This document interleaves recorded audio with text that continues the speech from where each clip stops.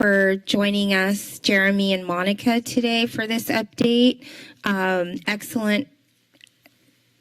Excellent presentations that you provided and shared with us. I think it's really important to, have those perspectives as you are boots on the ground every day, connecting. And I'm so happy we've made these positions available in our city staff. And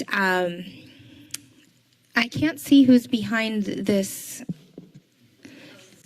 Hi, okay, Susie, there's our team, Susie and Megan and Larry. Thank you for providing each of the categories of updates. I know there's a lot of elements to the plan, and that we've worked really hard over the year to have all those moving parts in motion and structure in place. And I think we've laid a really great foundation. So thank you for really bringing up some specific accomplishments this year. And I will open it up to questions, but I have one question. Hey, Rob, what zone are you in? What zone are you in? That there's a couple. We have Fire Chief Odie. So you're right. If you can mute yourself, please. Thank you.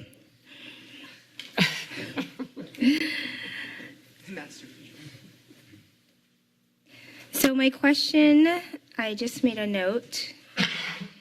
And there were a couple things brought up. One, more housing stabilization support. And then my second question, funds on the eviction efforts. So on the housing stabilization support, is that part of the plan moving forward? Will we have an update? How is that implemented in our plans moving forward to have more housing stabilization support? Is that in the different types of housing that we're working towards? Do you have anything specific yet, or is that still in discussion? So our efforts with housing stabilization, are you talking about persons who are currently in housing but at risk of? Yes. Right. So yeah, right now our principal effort in our plan is the one element is the eviction prevention. That is part of that. Is really our principal focus on maintaining current housing. Most of our efforts and our energy this year have been really on trying to expand shelter capacity and service connection and working on rehousing efforts, more so than investments in housing stabilization. Okay, I'm curious and thinking about our housing element, and as we work on that and moving forward, I see an opportunity of connecting with this team on some of the needs that maybe could be implemented in that. And the funding, let me see, does that roll over even though it wasn't all used? Is that still available for Community Action Board for eviction prevention? They still have that? There's no restrictions on time? Correct. I can't speak to exactly. The contract was developed with economic development on existing contracts, so I'm not sure what the contract period is. But there's not a timeline for that to expire that I think is beyond when they'll be able to use it all. Great. I'm happy to hear that so much of it was used and able to provide assistance. I think you said 40 families. Yeah, so far as of, I think it was November 30th was the report date that we got, that there had been 40 families served. Yes. Thank you. Okay, so I have Councilmember Myers, Vice Mayor Watkins, and then Councilmember Kalantari Johnson and Councilmember Golder. Do you want just questions or comments? And Councilmember Cummings. Yeah. At this time, if you want to do questions, comments, and then we can go to public comment. I'll make it short. I just want to thank Larry and your team and also Matt's leadership and really the cross-departmental approach that's happened. I think since my time on the council, these large encampments have, I don't think we've actually closed one without getting a court order to stop partway through. And so I want to recognize that, the methods that you were able to put together with the incident command and really humanize the issue and have staff there on the ground that could go out and actually try to get to understand the folks in the camp seems to be a worthwhile and effective way to try to address some of these individuals and families, frankly, situations. So I just want to recognize that that's in the last 4 years, that's never happened before. So I think that is a sign that we did something very well. We did it with compassion, and we're able to not only on top of that, but then to also provide the services, as well as some of the numbers we've gotten are pretty impressive today. So just want to thank everyone for that. And the one key part that seems to be not only the building the relationship with the county, which I think will be very important as we move ahead, and we want to make sure that resources that may not come to the city, we were able to get this one-time investment, but much of this money goes through the county. And so really having that relationship with the county and making sure that folks bring home the resources to this little town and this little community is going to be really important moving ahead. I don't think we want to go backwards from the places that you've gotten us to in this last year and a half. So that would be tragic. That would not be a good benchmark to work back from. I think one of the key things that's different than what we've done before, besides the actual specific people that are doing this work every single day and developing those relationships, and compliments to Monica and Jeremy. I went out with you one day in particular, and you're really doing the work that very, very few people in our society want to do. And you're making a difference in people's lives, and you do it with compassion and humor. And, you just are just the coolest two people I got to walk around with for an afternoon. So I admire you greatly, and thank you for the work you do. The key thing that also I just really want to mention is this access to the homeless management information system. I think, Monica, you brought this up. My mentor in trying to understand homelessness and the way that we potentially could manage it as a small city brought this up too. And this is like a pivotal piece of the puzzle in that we now have access to put individuals into that system if they're willing and you're able to do it. And that gets us data that we've never had before as a small city. And in a small city that doesn't have the funding to solve this issue, that data will become invaluable as we move forward. So, making sure that never slips back through the cracks ever again, and that we look at that data source as a way to really, make this program work is really important. So I'm just thrilled that we were able to I know it was actually a little bit difficult to get access. The county initially did not see a pathway to that, but with persistence, we were able to do that. And I think that's just a key part of this homeless approach that we've developed over the last year and a half. So just want to mostly thank you. I have one question. How many sleeping cabins potentially there at Housing Matters? I'm sorry, can you? How many sleeping cabins might be there at Housing Matters? At that particular site, approximately 30, and then that is the funding that the county has available to support services related to that. So that would be the capacity there. And my other question is, do we actually have licensed, how do we get access to the HMIS?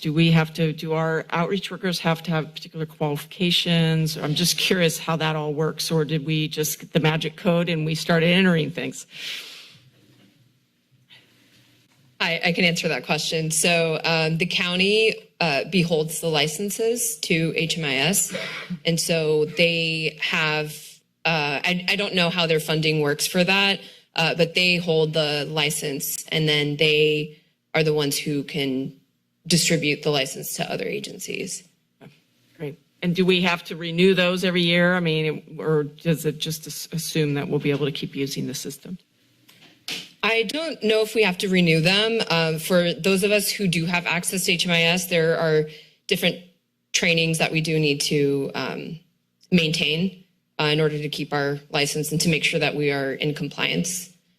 Great. Thank you. That's my comments and questions. Thank you, Mayor. Thank you so much. Vice Mayor Watkins? Yeah, I just want to, thank you not only for your presentation today, but for the work you do day in and day out. And I really appreciate your sharing your stories, because we see the numbers and the figures, and it is heartening to know that we're seeing success, and the connection to the everyday experience of those individuals is so critical. And the work that you do is essential. I hope that you all also are able to have self-care, and I think that's really important in terms of just your ability to show up in the way that you need to show up when people are living their lives in crisis. So that's just my hope and ask for Matt to ensure that you all get what you need to be able to do the work that you do, because it's really challenging. And I ran into Megan, just the other day, and she was off to pick up somebody's keys to get their car, and I just know that you're in the trenches, and we're really lucky to have you. I want to thank you for the report. And I guess my only question or suggestion or comment is in regards to sustainability and the shifts around reimbursement from Medicare or Medi-Cal. It is Medi-Cal, Cal-AIM, right? Cal-AIM shift. I'm wondering, as we look forward in terms of the work that you're doing, which is direct client work, which essentially should be reimbursable at some point, how we can kind of think about building a model out like that to be able to sustain the work. I know it comes with additional, documentation, right, and work, but it is also a way to get money for the work that you are doing. And so, anyways, I just kind of a thought in regards to the sustainability options. I appreciate that suggestion. Yeah, we've started conversations, obviously, with the county talking about Cal-AIM and other things, so we can explore kind of what it would look like and require to see if there's a reimbursement opportunity with some practice shift. Yeah, I think that's actually probably a really viable option since so much is happening. So, however, I can help her. Appreciate that. Thank you. Thank you. Thanks. Thank you. Councilmember Kalantari Johnson? Well, I'd also like to echo what my colleagues have said, and thank you all. Thank you for the presentation and the report. Thank you for always being responsive when I email you all and have questions. And Monica and Jeremy, I mean, the work you do is so incredible. Thank you for graciously offering some of your time and showing me the programs that we've stood up and walking me through the benchlands and sharing your stories with me. I think I shared with you that my first job out of college was in the Tenderloin, and to see the work being done here in our community, the way it's being done is, it's heartening, as my colleagues have said. I have a couple of questions and a couple of comments. Do in your work, in your outreach work, do you come across the TAPE population, transition age youth population? And if so, are you already connected with the Youth Homeless Demonstration Program?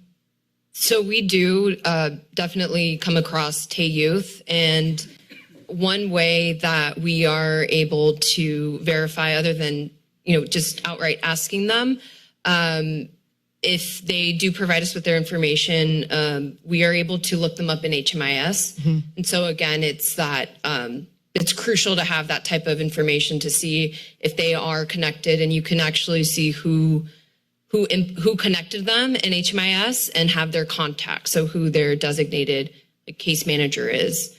And yeah, we connect with Encompass to connect folks as well. Great. Well, and as Councilmember Myers said, I mean, the HMIS, access to HMIS is everything. Okay, thank you. My other question is around the pallet shelters. So I understand that there's some work that needs to be done on the Coral Street campus and the Hygiene Bay, before we bring in the pallet shelters. But as we know, things are taking a long time. So how have you considered that in the timeline? Have we ordered them? Sort of what's the nitty gritty there? Yeah, so we're in the process of putting together an RFP for those. The timeline is the decision was made to wait to try to get that up and running until the hygiene bay was completed. As you all are probably aware, there's a series of construction projects that are coming and underway at the Coral Street campus. So we're anticipating that. We're working in conversation with Housing Matters in the county to get the particular parameters for that site, since that site is located, and to make sure, since it's a collaborative venture in terms of what kind of the requirements for those particular structures, whether they're pallet or something else. So we're dialing that in, and we'll do an RFP specifically for that site is the plan, and work to be able to have that process complete so that when construction's complete on the other part of the campus, we can move forward with the demolition and then have the shelters available to begin operations as soon as we can after that. Would it be the case that we have funds for additional pallet shelters that wouldn't fit into that site? And so we find other sites either inside or outside the city. Conceivably, yes. Yeah. And so we've allocated $1 million for the procurement of these, individual sleeping structures to be able to do that. So there's a variety of ways to configure. So based off of what the right product is for that project, we'll still have resources available for potentially other sites. And whether we use that to have shelters at 1220 or up at the Armory, or if there's a new location that's a new possibility, we have that flexibility. Great. So let's continue to talk, because I think there's some interest with our county colleagues to offer and find some other sites. Similarly to Vice Mayor Watkins, I've been thinking about sustainability and how we can continue these. CalAIM was something I was going to bring up as well. The county has, I believe, already embarked on implementation and rollout of CalAIM. So I think we're in those conversations. And if we are, let's think about our homeless response as part of that equation. The Watsonville Community Hospital, I think there's an opportunity there as we think about facility and services. Obviously the Pajaro Valley Hospital District as well. And then the healthcare field just released the community health needs assessment that happens every 3 years, and not surprisingly, homelessness is one of their top goal areas. So I think there's an opportunity there with the work that the area hospitals are doing as well. And then just, the infrastructure that we've stood up is incredible. I haven't seen it either in the years that I've been here in Santa Cruz. And as we know, Health and Human Services is the role and task and expertise of the county. So as we continue to design and move forward, I hope that we are still and can be doing the infrastructure, and more ask and invite that partnership, a deeper partnership for the services to be managed and provided by the county. So those are my comments, and just really, really grateful for all of your work. Thank you, Councilmember. Appreciate those suggestions. And Councilmember Kalantari Johnson, if I may, just respond to the piece around sustainability. So I do think, the work that the team has highlighted today really underscores what we can accomplish when we have resources. We've made some tremendous progress this year, and much of the work that we've been able to stand up is vulnerable without sustainable funding streams. So we have been pursuing that on several fronts. We've re-engaged with Senator Laird and his staff to explore options. We have done some outreach to the other cities and city managers in the region to talk about increasing our collective jurisdictional contributions towards shelters specifically. And over the course of the next year, as we move into budget season, we're going to be exploring other potential additional revenue opportunities as well. So as Larry and the team highlighted today, it's something that's certainly on our radar with more work to come. Thank you. Councilmember Golder. I won't echo what everybody else said, but I just do want to, express my sincere gratitude for all of the work that you do and for coming today to share with us some of that. I have a lot of questions, but I'm going to try and whittle down to the important ones, since I know we're trying to not rush, or we're not trying to extend the meeting. but one of these came to me in an email a couple weeks ago, and then it got brought up here as somebody was asking about for those permanent supportive housing and other low income deed restricted units, the ones that are being built at like Pack Station South and those, how are we, or how is it being selected? Who gets to live there? Are those members of our community, or can people from around, the nation put their name on those wait lists? Was one question. Can I defer that question to if Lee Butler is watching, or if Matt can chime in? Yeah, I appreciate the question. I'm sure Lee and even Bonnie Lipscomb, who oversees our housing team, could also speak to that, but it's typically managed in concert with the Housing Authority and our nonprofit housing partner. And I know Mayor Bruner, who's been on the Housing Authority board for many years, can has some experience with it as well. You want to chime in, Lee? No, Bonnie's team, oftentimes, our economic development team, I should say, will oftentimes provide the links. Depending on the project, it may be privately managed, and those are connections that our economic development team makes to the individual developers, who oftentimes have a separate party who is managing that eligibility process, and sometimes that's housing authorities, sometimes they're doing things on their own. So, and there are limitations to your one question, Councilmember Golder. There are limitations on the screening of individuals in terms of whether or not we can focus on people that are living or working in the county, or teachers or artists. We do try to make those prioritizations when we can, but depending on the funding streams, sometimes the federal laws don't allow us to make any of those preferential treatments.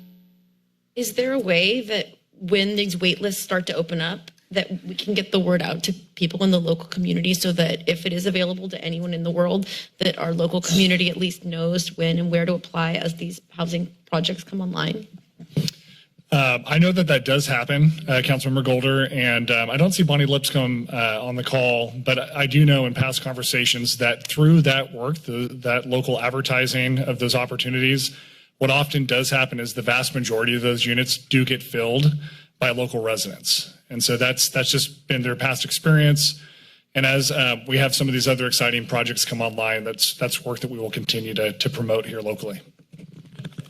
Okay, so my next question, I think, would be for Jeremy and Monica, or people down in the encampments, is because I know one day when I was down there with you, I saw a few kids. What's the status on the kids living in these conditions, and how are you helping them ensure that their kids are enrolled in attending school? Yeah, great question. There was one case in Santa Cruz where we were dealing with a group of a family. It took a ton of resources. We were able to get them into a really nice shelter. I'm being a little vague, but they are no longer living on the street. They are under case management support. They are attending school as of right now. So yeah, we focused a lot of energy on that, because obviously we don't want children living on the streets of our city. And so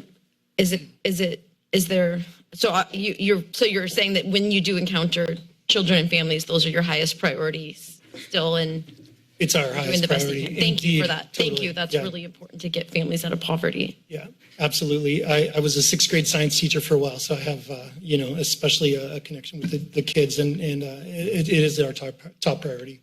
And then I really appreciate, Jeremy, you bringing up, the fentanyl and the drug substance abuse or addiction issues that are happening.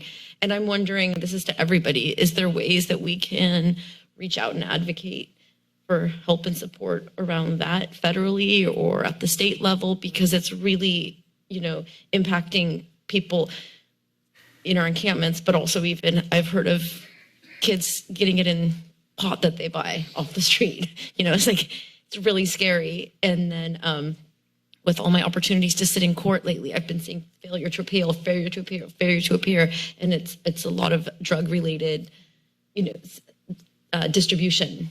And I don't know what the answer is, obviously, but if there's ways we can advocate and address like how much that is a large contributing factor to this. In it, it's like we all know there's the housing crisis, but I think there's also a drug crisis and a mental health crisis that are equally as important. And I don't know if I have a specific question or if you have comments about that. Anybody? Yeah, Councilmember Golder, I think we can absolutely continue to engage and advocate on that front. There's been some recent articles talking about the ways in which it's impacting our county alone, and this is playing out all over the country. We are facing an epidemic, and it's hitting our youth and families the hardest. And Santa Cruz is not immune to that. So there's work we can continue doing together. And of course, Jeremy and Monica's experience out there on the street every day is powerful, as we all saw today. So we'll continue working on that. And then I just have one other request, and I think this would probably be for Matt. Remember the presentation we got last time in regards to if we didn't do anything about the water, this is the financial impact. I'm wondering now that we're doing some work around homelessness that we haven't done before, if there's a way to kind of quantify that in saying like the money we've saved in cleanups and 911 calls and theft and loss of tourism revenue or whatever. Because although people want to say we're wasting money and this is the county's work and we shouldn't be doing it, and I'm not saying that anyone's saying that, but I've kind of heard that in the community.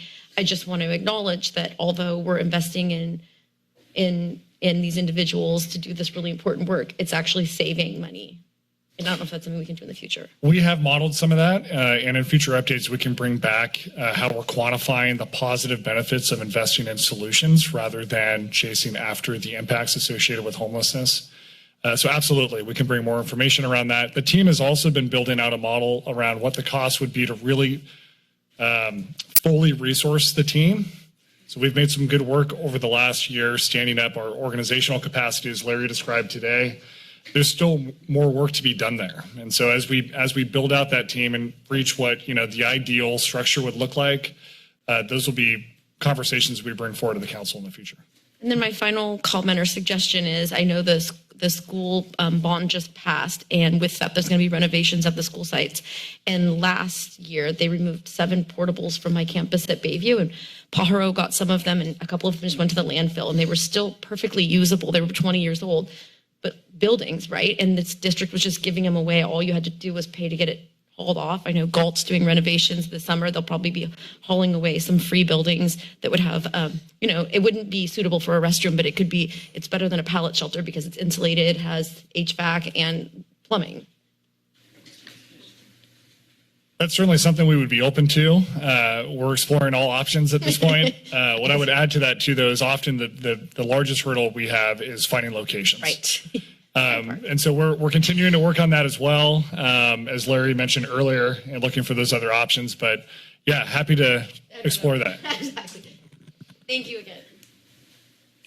Thank you, Councilmember Golder. I have Councilmember Cummings and then Councilmember Brown. First, I just want to thank all the staff for their hard work on this issue.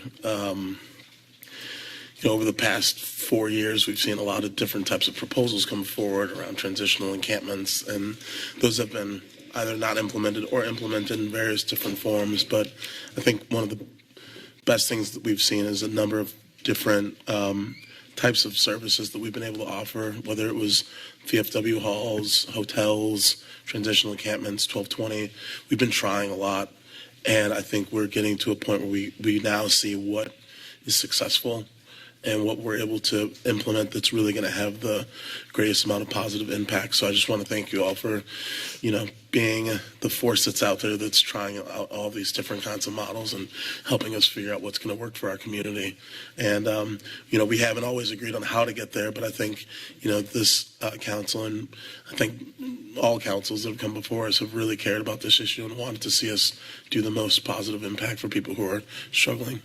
I wanted to add too, he couldn't be with us, but we have Chris Monteith on our team as well, and wanted to acknowledge him as well. I'm sorry, we didn't name him, and he's an integral part of our team. It's a 3-person team. Yeah. Thank you. And I just want to say that I think that, because of where we are today, and Matt as well for your leadership to take this on, that moving forward, we're going to be a lot more successful at getting funding to really continue to expand on these programs. So actually, Councilmember Golder asked a bunch of my questions, so so I'm not going to take up too much time. I did, however, though, want to ask a couple questions related to some of the upcoming developments down at 1220 River Street, or sorry, not 1220, sorry, at Housing Matters. So, one of the things that I've heard consistently from law enforcement and from folks in the community is that when it comes to emergency beds, like we don't have enough, right? So Telecare has about 16. Just doing a little bit of just quick glancing, it looks like River Street had 19, but obviously River Street's not operational anymore. So I'm just wondering how those beds that obviously are some of the most needed beds, how are those fitting into these conversations around the, what we're building out over at Housing Matters in Coral Street? Yeah, thank you for the question, Councilmember Cummings. From the city's perspective, expanding temporary emergency shelter is really a priority. It seems within the system that is the place that we have the greatest need compared to the capacity, and really that step between getting people off the street and into permanent housing, there really is that need. So as we engage in those kind of collaborative conversations around expanding shelter, in addition to what we do in terms of the Overlook and 1220, those are emergency crisis shelter. But when we work with our county partners and Housing Matters, trying to prioritize that is absolutely our agenda. Great, thank you.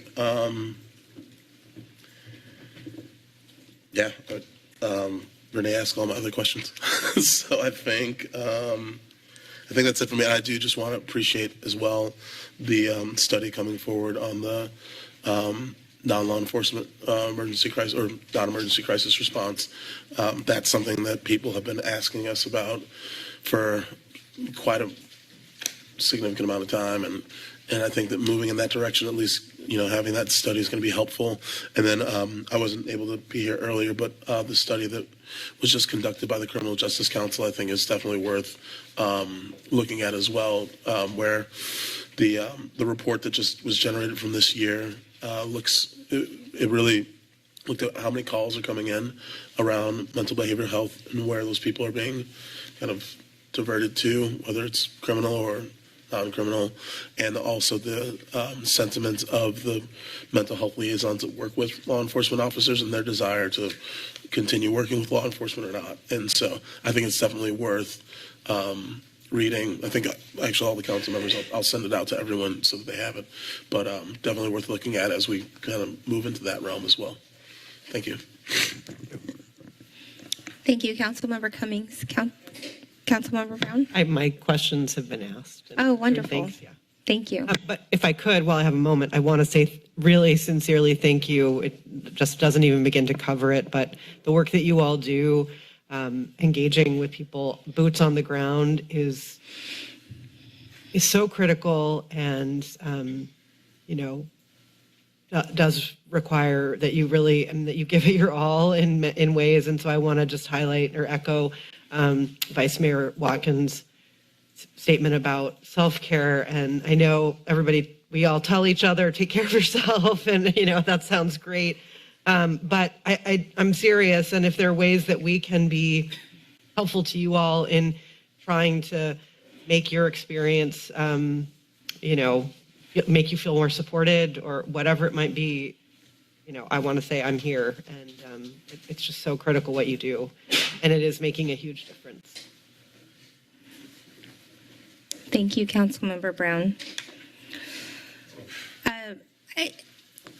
I would also like to acknowledge City Manager Matt Huffaker, because I know it's your responsibility to lead the staff and all the departments and teams, and this has been huge, monumental undertaking that you jumped into. So thank you so much, and I just hoping that we can continue the momentum. I know we're all here to continue the work forward for all of our residents. I'd like to give you the opportunity to say anything. Thank you, Mayor, for those kind words. And I want to start by just saying that the work that we accomplished this year would not have been possible without the support and leadership of the council as well. I want to thank you all for that. And I would be remiss to not also express my appreciation for the team that's here today.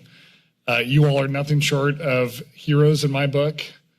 You come across some of the most complex, traumatic, challenging situations that our society is facing, and you do it with empathy and enthusiasm. It's incredible to see you all greeted when you're out there in the course of your work with smiles amongst folks that are facing some incredible challenges. And I wanted to thank you for that. And also not in the room today, our staff from our fire department, police department, parks, parking, public works, really across the board, our city attorney's office, Cassie Antoni's team has been in lockstep with our staff all the way through this, and wanted to acknowledge the tremendous work underway across all of our departments. I'm incredibly proud of that. And of course, we've got a lot of work still to do ahead of us. So thank you, Mayor. Thank you so much. Okay, I will now take it out to public comment. If you are joining us here in person, you can line up to the right of the dais. If you are joining us virtually, you can now you can raise your hand by dialing *9 on your phone, or select the raise hand feature on the webinar. And the instructions are on the screen. There we go. And I will just look to see. We do have one hand raised. It looks like Reggie Meisler. I'll go ahead and start with you. Go ahead and press *6 to unmute. Hi, can you hear me? Hi, welcome. Hi. I just want to say that it's very nice to hear stories like the couple at 1220 River Street. And it makes me feel heartened that we have such compassionate people working as service providers in our city. I do kind of want to shed some light a bit on what was said. When I heard the story from Monica that the couple before entering River Street Camp struggled to live in their vehicle, and that much of that struggle was caused by the fear of ticketing and towing, I just think we need to admit that, like, those were fears that the city caused. They did not need to cause those fears in people, right? And so this is the result of the city treating vehicles that people live in as the same as vehicles that people just use for transportation. And so while I'm glad the city went on to rectify that problem that they caused by helping get this couple into housing and help shepherd them in the ways that they needed help, I can tell you that for like every story we hear about a couple like this, there are still like hundreds of people who are getting the abuse of law enforcement, but not getting the help into affordable housing. And that's not the fault of Monica or Jeremy. That's a policy failure. And so when we're partnering with the county for Health and Human Services, and we're talking about what is fiscally sustainable, the cost of ticketing and towing people who are peacefully using their vehicle as shelter is not just a waste of police labor and money. It is creating an increasing price tag on our overall infrastructure for people because it's increasing the number of unsheltered people. So we have to admit that vehicle shelter is housing. And it's much less expensive than affordable housing. Thank you. Our next public comment is, it looks like here in person. Hi there. Welcome. Hi, our name's Matt DeSelf. We're a 37-year resident of the county. Been homeless for the last 9 months. Will not go into the circumstances of that. We'd like to say that the logistics of a coordination of what you all are giving kudos to is absolutely been abominable from what our experience has been. We self-referred after we got a letter from Bernie Escalante, you're a victim of a violent crime, and Julie Schneider saying, sorry, can't offer you directly any special shelter for being a victim, and the perpetrators living in Harvey West Park along with us and continuing to threaten us and Schneider's solution is call 911, and you don't get cellular reception at Harvey West, even if you have Verizon. People warned us, well, just get the heck out. So we went back into the Pogonip as far as we could and mistimed it, and the police towed our car. So we went from having the safety and security of our Volvo wagon with our emotional support animal, a cat, Pip, to being on foot for the last 6 weeks. Our feet are a wreck. We have just gotten off a IV drip at Dominican for pneumonia. Thank you. They're scraping. Housing Matters is scraping for metrics. We told Chloe we have all this letters. Can you please maybe give us a top of the list? Is there any resources for victims of violent crime, emergency shelter? Her advice was come on in. We're going to do an interview. About we changed our schedule for 2 days around that interview.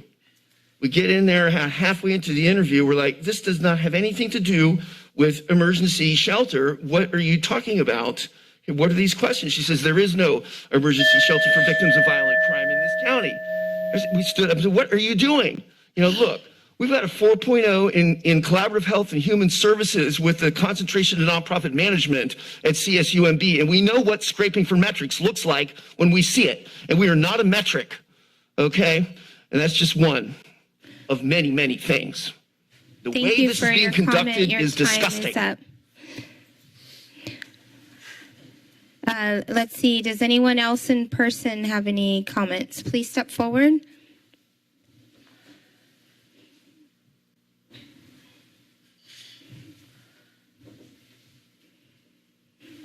Hello. Had a wonderful day. This morning I was out looking for some shells. Dropped it, so it broke more. I have the International Society of Arboriculture and the seal of the County of Santa Cruz. And I've been permitted by a lead arborist of California. He's not going to be here this fall or winter, so I'm not sure what's going to happen to the crew leaders. Hopefully they don't get stuck in the chipper. And Vice Mayor Justin Cummings and Mayor Martine Watkins said, to whom this proves, one living structure for botany findings. So the research project permit is a national forest, is now under Santa Cruz County's power and control. And I am International Inland Fish and Wildlife Environmental Technician. I also made a inland harvest report for the Natural Resources Department, because that's part of protocol when becoming like the Russians who conquered the forests. So this is Santa Cruz Studies, has the seal on it. You just put your information and everything you catch or native plant species you eat, document for your family's remedies from this apocalypse. Thank you for your comment. Yep. Okay, we have received public comment. I don't see any of the other hands virtually, and I will bring it back to council.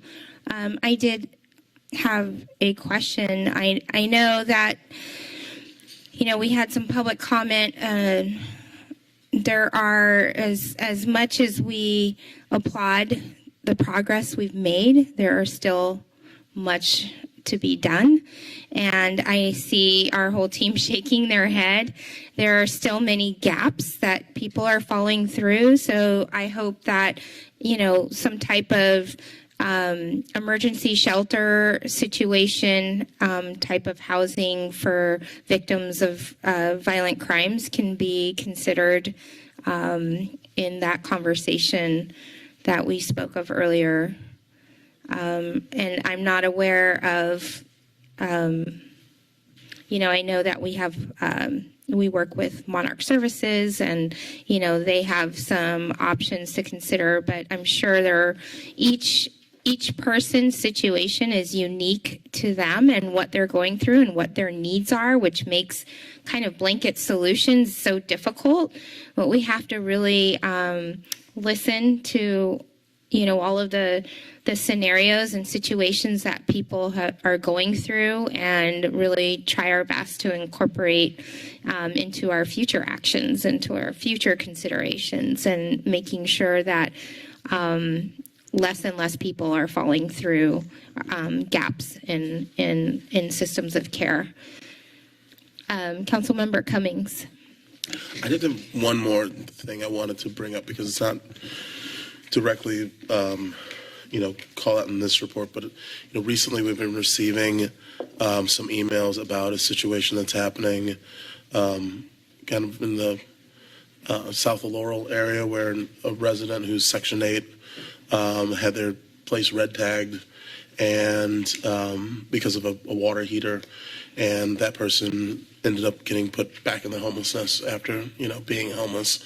And one of the issues that's come up around that whole conversation is I think that based on the city's policy, the landlord is supposed to be paying that person that whatever kind of relocation assistance that they need. And I think there may need to be a conversation, and to the extent that it's legal, that if a landlord puts a tenant in that kind of situation, maybe that's something that the city would then pay out to the tenant if they're put in that situation, since it's our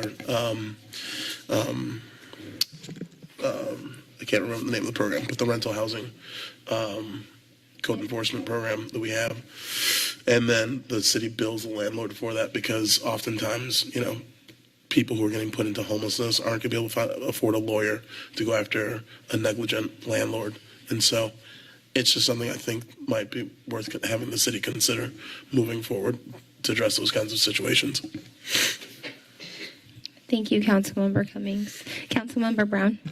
Yeah, I'll just echo that comment. I've had a conversation with Matt, with you about this offline, but given that we know, and we've heard it affirmed, that stabilization and keeping people housed is the most effective way, and it's the most cost-effective way to address these challenges, it really does feel like putting more attention in that arena would be productive for us, as well as the right thing to do.